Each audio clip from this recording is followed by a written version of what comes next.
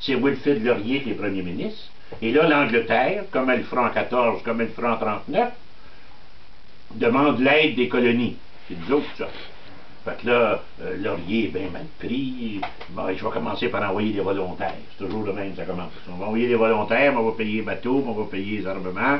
Puis là, il y a un jeune député qui s'est fait élire libéral, Henri Bourassa. C'est le petit-fils de Louis-Joseph Papineau. Donc, Henri Bourassa, député de Labelle, se lève, démissionne du Parti libéral, puis il va fonder ce qu'on appelle encore aujourd'hui, le nationalisme. Fait qu'il va fonder la Ligue nationaliste, avec Oliver Asselin, qui est un président de la Saint-Jean-Baptiste, Promesso, avec, comment il s'appelle l'autre, Armand Lavergne, qui était le fils de Wilfrid Laurier, fils illégitime, qui avait eu avec la femme de son meilleur ami.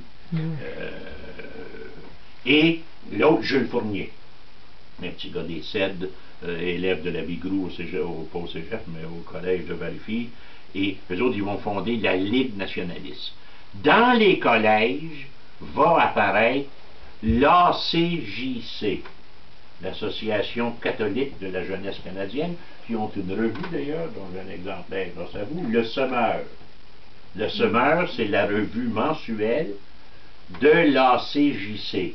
Dans tous les collèges, Saint-Hyacinthe sera un des premiers, à Sorel va l'avoir également, dans tous les collèges du Québec va se fonder des cellules de l'ACJC.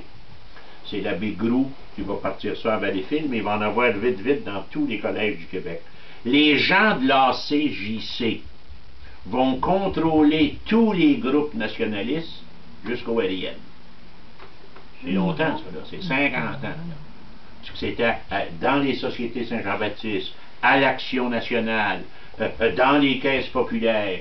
C'était tous les associations de commis voyageurs. La Palesse nationale, là, qui a été faite exprès pour combattre. Il y avait le Men's Sporting Club de Montréal, mais il n'y avait rien pour les Canadiens français. Ils ont fondé la Palesse nationale, qui est à l'UQAM maintenant. C'est l'Agora de la danse, c'est ça que j'ai. Comment? C'est l'Agora de la danse. Ah bon, ben moi je me suis baigné, il y avait une piscine, une grande piscine. Ça, c'était la Palesse nationale.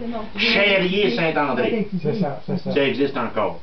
Ensuite, ils ont mis sur pied le Palais du commerce. Je tenais de baigner, Le Palais du commerce, là, qui est là, où ce qui est la bibliothèque aujourd'hui, la grande bibliothèque nationale, là, sur, je cherche le nom, le Berry et Emery, non pas Emery, Maisonneuve.